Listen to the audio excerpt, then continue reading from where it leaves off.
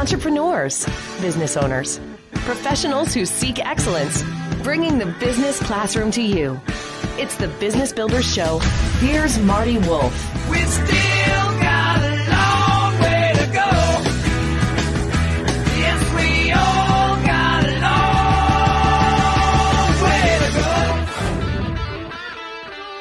go. Welcome to the Business Builders Show with Marty Wolf. And a special welcome to my guest host, J. Kelly Hoey. Along with Kelly and our executive producer, DC Taylor, we will be your guides on this learning journey. J. Kelly Hoey and I want to enthusiastically share stories and information to inspire leaders, and we are all leaders at some point, so you can then inspire others. You can find out more about J. Kelly Hoey at jkellyhoey.co. That's jkellyhoey.co. And you can find Kelly on Twitter, LinkedIn, Instagram, and Facebook. The Business Builder Show is distributed by C-Suite Radio. You can find the Business Builder Show and many other fine shows on C-Suite Radio. That's at www.c-suiteradio.com. This podcast is a part of the C-Suite Radio Network.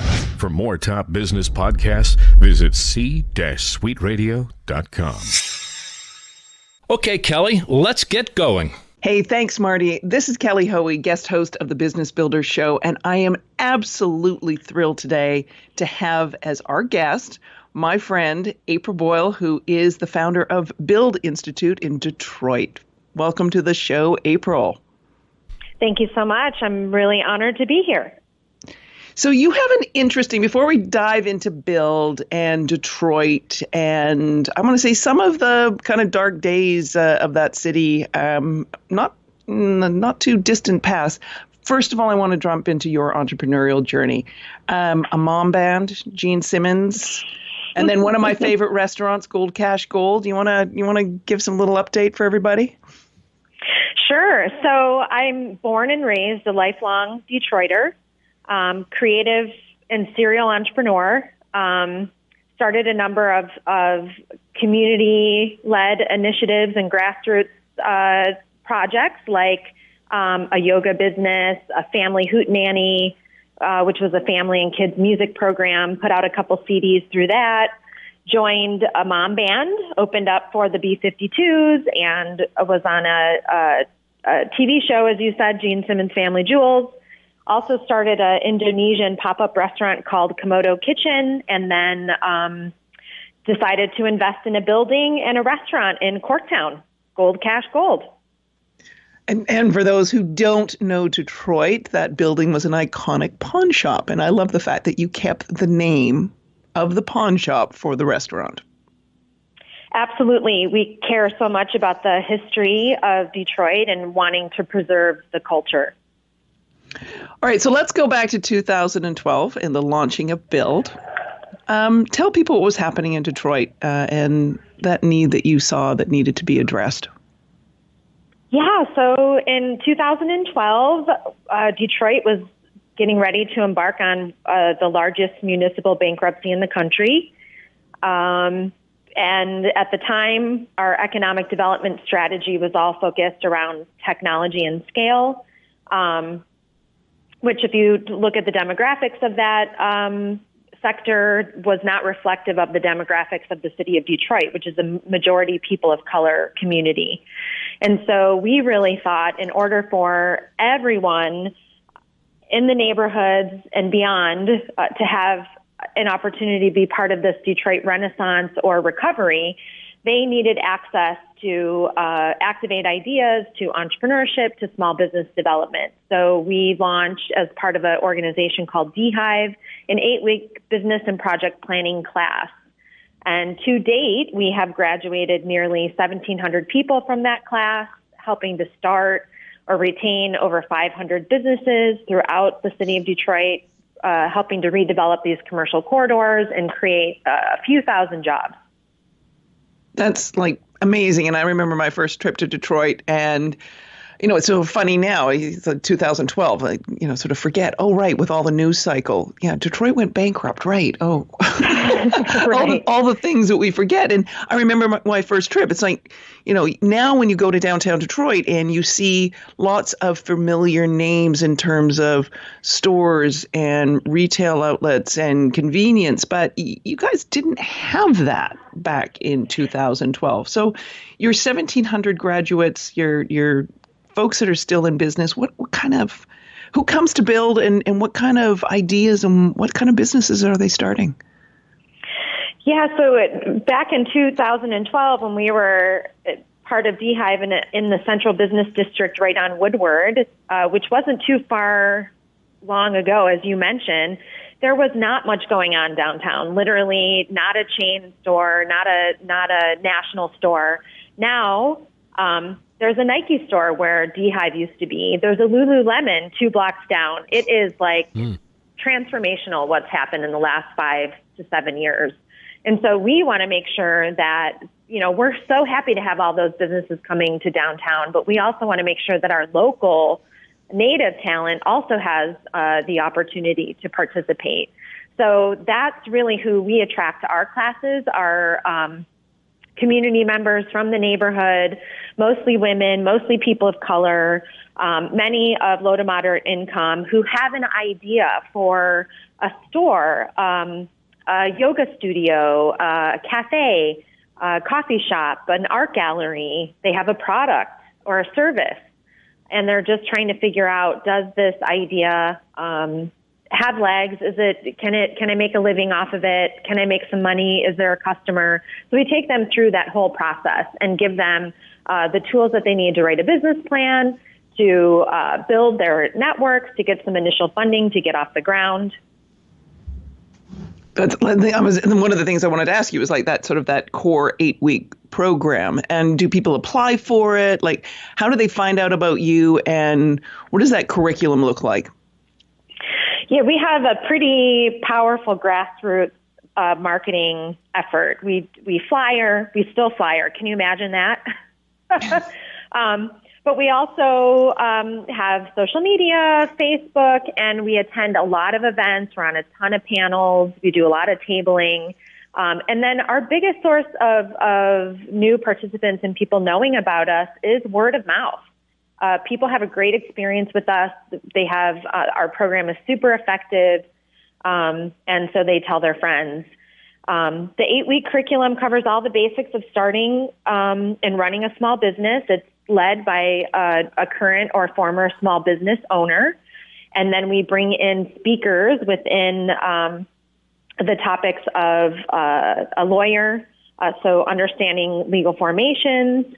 We bring in an accountant or a bookkeeper of some sort to help you understand the numbers. We bring in a marketing expert, and then we bring in a funder, and then also a successful entrepreneur to talk about their journey along the way. When you leave the class, you should have a draft of a business plan and a clear direction of where you're going, and then we can connect you into the larger ecosystem that's emerged in Detroit.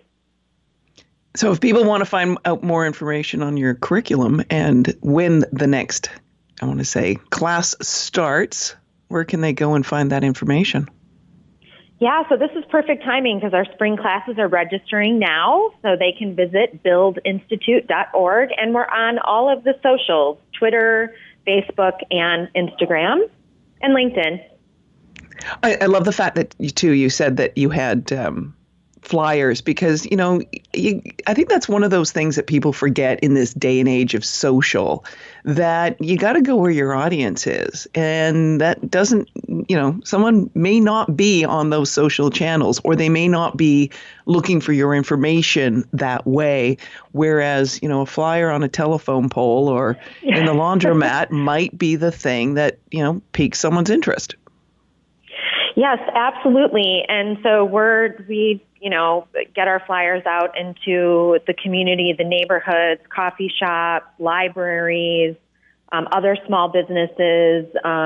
We want to try to reach people in every corner of the city to make sure that they have access to exploring their ideas and being part of their neighborhood transformation. I'm laughing too, and Marty will remember this from one of our other guests, Joyce Schulman of Macaroni Kid, who has built up a formidable email marketing, publishing, hyper local publishing company. And, there's always the people like, hey, how'd you build up your mailing list? And she's like, I sat in my local coffee shop and talked to people and asked them to sign up. So wow, sometimes isn't that novel? Yes, that's exactly what we do. Like I said, we have a powerful ground game. We also run the Kiva program locally, which is an international micro-lending platform. And we do office hours all through the community, sitting in neighborhood coffee shops, in libraries. Yeah, that it's a powerful way to reach people. Yeah, I'm glad you're discussing that. I built my first business basically putting flyers on the windshields of cars. Now, I had a lot of people upset with me, April. That's a long time ago, but it worked. And I have another client, and they're very local, and they're saying, well, let's do this, let's do that. I said, well, why don't you go down to the mall down here and print 500 of these flyers? They did it 2 weeks ago. They got 2 orders. And they're roofers, by the way. Wow. Yep. So I'm happy to hear you say that. Grassroots is very effective, especially when you're trying to reach your own community. I mean, that's your target audience, right? Exactly. And in Detroit, that goes a long way. That word of mouth, showing up, being present, being able to talk to a live person really matters. Yeah. So you hit on it with Kiva. Not that sitting in a public library being an author didn't pique my interest, but I was picking up on the Kiva part. April, what are the sort of sources of funding for small businesses? I mean, I think the news and most of the stuff we read is so fixated on startup funding, but that's not what's funding small businesses. So what are the sources of funding for those folks? Yeah, so in Detroit, we still have a challenge getting startup capital into the hands of the types of entrepreneurs that we work with, mostly micro enterprise and Main Street businesses, so brick and mortar. And so a lot of our folks, like I said, are low to moderate income. They haven't been able to accumulate wealth over time, so they don't have collateral. They may have some blemishes on their credit score and credit report. Yet they have amazing ideas that have potential to make money. So we offer something called Detroit Soup, which is a micro granting dinner that does a couple things. It's a democratized opportunity to present your idea, to get it voted on by the community. The winner gets the pot of money. That can be anywhere from $500 to $1,500. The next step would be a Kiva loan. Those range from $2,000 to $10,000. And then we're part of a network of micro-lending institutions, CDFIs, that have that next level of funding that's $10,000 to $50,000. So it may not sound like a lot, but when you're building a micro enterprise, a 1 to 5 person business, those small infusions of capital as you're bootstrapping your way really make all the difference. And you're learning how to, spend your money wisely with the micro grant. And then with Kiva, you're learning how to pay that money back. Mm-hmm. And that money is crowdsourced from your community. So maybe you've never had a loan before. It's a zero interest, zero fee loan. So it's sort of like a starter loan to practice. And then moving you up to the next level into a CDFI, which is a community development finance institution that is a little bit more risk averse. And then hopefully we're getting you ready for that really big bank loan or investor, an angel investor. So there's sort of a capital continuum that's happening with our entrepreneurs. I want you to go back to Detroit Soup because that was another initiative I was introduced to on my first trip to Detroit. And I, still, it's like one of my bucket list items is still to make it to one of those events. I think it's magical. Like, tell people about it because I just think it's a really magical community initiative that, somebody else can replicate. Yeah, it's been happening in Detroit for the last 10 years because the community saw a need to activate these local projects. Amy Cahurl started it on top of a Mexican restaurant in Southwest Detroit with 10 to 20 people. It has grown to Now we do 4 citywide soups a year with a couple hundred participants. It's 4 presentations, 4 questions from the audience, 4 minutes. Then the audience votes. We have some food. We break bread together. The winner gets the pot of money. We often sometimes have people stepping up to match that pot of money. But it does a couple things, right? It's a proof of concept opportunity. It gets the community rallied behind you. You can make some connections and, again, build your network that way. And then also that early stage sort of capital to take you to the next level. We also do a handful of neighborhood soups. So there's a Belle Isle soup, Livernois soup, and a few others. And it's just been a really great way. And now they're happening you just said, people do it. Can they do it in their own community? It's been taking off. People have been, they've been popping up all over the United States and even across the water in the UK. I just love the notion that, you come, you like literally originally you get a bowl of soup and a piece of bread and you get to hear some pitches and you pay your $20 or whatever it is or $10, whatever it was to be part of the soup that evening. And then whoever is the winning pitch gets to take the kitty home. There's something about the community doing that. And I think I remember reading one of the stories and it was, I think there was female founders and their jewelry that they make from the PC. What was the name of it? Rebel Now? Yeah, the jewelry, from the bits of the crumbling of the Detroit infrastructure, which is kind of morbid, but I think it was like really fabulous. But that's... jewelry that you get with the graffiti and stuff on it, and I think they were one of the winners of a soup. I remember. Yeah, but that's a story from the ashes, literally. Though I love that idea. That's fantastic. Tell us some success stories. Her name is Amy Peterson. She won a soup, and now she's employing a handful of formerly homeless women who also help make the jewelry. Wow! So it's an amazing story. And who else? So the empowerment plan, the sleeping bags that turn into coats, also was an early winner, and now they're running a multi-million-dollar organization and employing lots of formerly homeless women. It's just it's a magical, as you say, moment, because some of these projects can really turn into amazing social enterprises that can make a huge difference in our community. I'm just sitting here sort of like teary-eyed with a big grin on my face. Just love that. One of the things actually you've talked about, since we're sort of talking social enterprises, one of the things you've talked about and I've seen on your website is the concept of equitable entrepreneurship. What is that for people who don't know?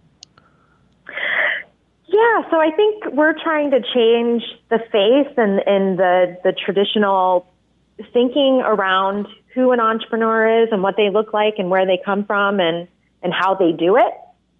And so doing our work in Detroit, being a majority people of color community, and then also mostly women who are coming to our program, there are some challenges with structural racism and policies that have just cut people out of the economic system. So we're trying to right-size that or right-side it by being the friends and family network for people who don't necessarily have access to, like I said, accumulated wealth because of redlining and some other issues that have happened in Detroit. And so how can we be that early stage friends and family support, help them build their networks? Because we also know that many entrepreneurs start with, a loan from Uncle Tom. They also get to fail a couple times, which is part of the process. And they're learning along the way. And we're with people with significant barriers or underestimated communities. They're often not getting off the ground because of that high risk, because they don't have that support network behind them, because they don't have that nest egg to come back to. So that's what we mean by equitable and inclusive entrepreneurship is how can we level the playing field for underestimated communities so they too can test ideas, to launch businesses, to fail a couple times without totally devastating their families and their future. Part of me is just pausing because I'm like, it's like the dirty secret of the startup world that people don't talk about is the fact that it's a rich person's game. and not just from the thank investment you. from the founders who get to start things. Yeah, I don't want to back up, but I would like to back up if you don't mind, not to get us too off track. Explain what redlining is to our Sure, audience. so I want them to understand what that is. Go ahead. Yeah, so redlining was a process back in the day when, so there were policy issues. The GI Bill, when veterans were coming home, they were being able to get mortgages to buy homes. Many African Americans were not allowed to access those mortgages, but then also some of the real estate agents were told to not allow African Americans in certain communities because the housing prices would go down. So literally, the way that Detroit is structured today did not happen by accident. It happened by, racist policies. And now we have a community of people who have not been able to buy homes to accumulate wealth. And so there is no, startup capital sitting there for them to just test ideas, right? Yep. Yeah. Superb explanation, and that is a real structural barrier that exists for the folks that you're talking about. That is not something made up in somebody's mind. That is a real issue that you are dealing with. Congratulations. Great job. Yeah, thank you. So, we're just barely scratching the surface, and we need more. I just wrote an op-ed for our local business paper suggesting that we need to rethink traditional capital because it's just not working for many folks. And so how can we be extremely creative and innovative, and actually kind of going back to the old days, the way we used to do it when our banks knew our name, right? Hey. We weren't just a number. Amen. Amen. We had relationships with people, and, character really mattered. And so we're looking at launching a lending pool later this year that will be another form of capital that our entrepreneurs can access. That's just, I want to say, a role model and an example for everybody else in their communities who are thinking, why can't we get a piece of what's going on? And that creatively staying in your own place. There is such a commitment of residents of Detroit to that city, which, it's just, for anyone who hasn't been to Detroit, it's a joy to behold, and you just want to be part of the community from the first time you experience it. So many things to talk about. You know what I want to talk about? One of your other things you do, because it's one of the little pieces where, from living in New York City, I get to participate with Build. Talk about the Build Guide and talk about the Build boxes. Ooh, yes. Two of my favorite things. So 2 years ago, we've launched a Build box because we saw this trend in these subscription boxes coming along. I'm like, wouldn't it be nice if we could create a box, we can do it around the holiday season, that is a sample of some of our successful grads and their products. It would showcase their work. And so we gathered, 5 to 6 different products and put it in this beautiful box, put a sticker, put a ribbon on it, and tried to sell it. We sold 200 that first year. And then did it again this year, and the same thing, we sold out. And now we're getting custom orders where people are looking at, maybe they have somebody who's from the Detroit area.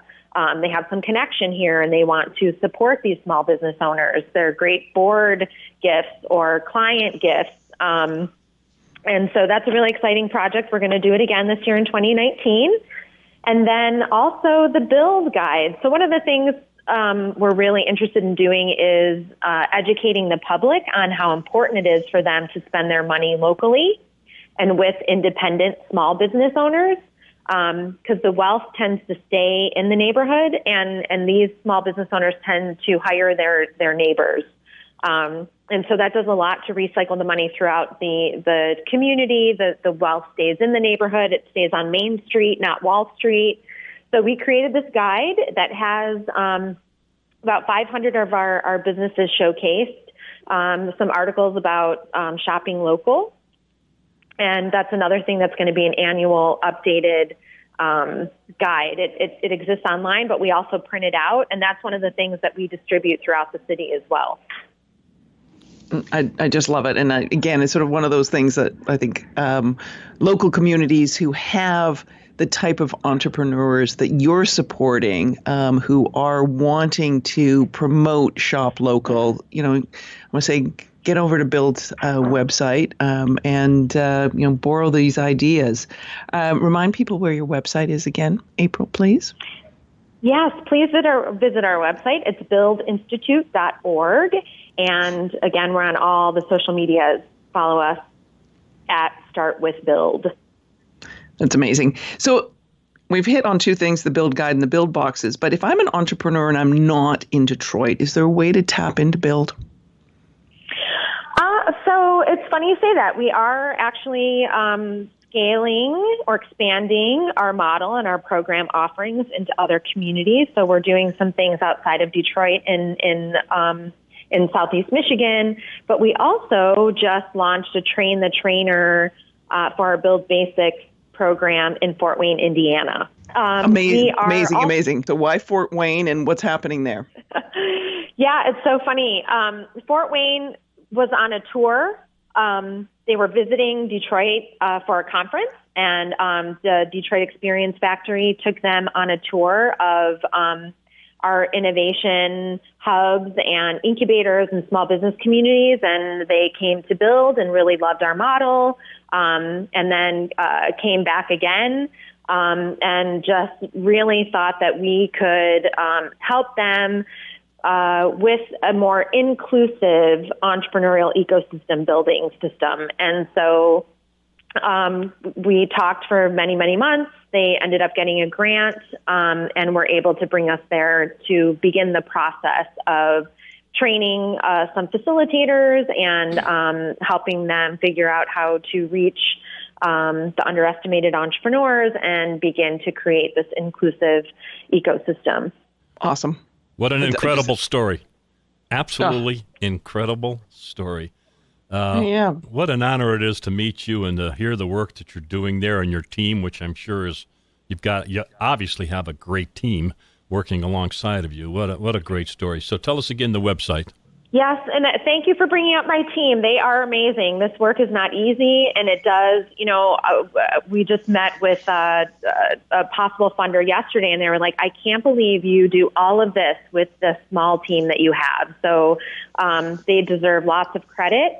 And then we also have lots of volunteers, speakers. Our facilitators are also amazing. So you can find out more about Build Institute by going to buildinstitute.org. There you go.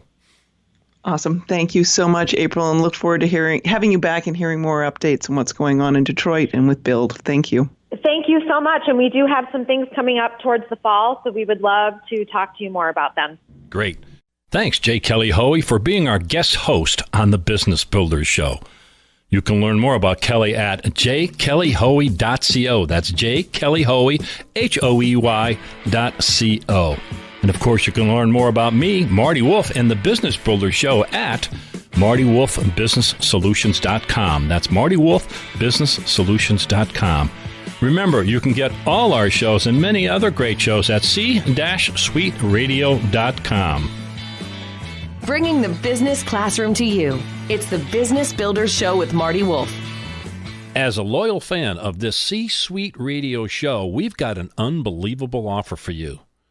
Listeners to the Business Builders Show get 50% off a C-Suite Network membership.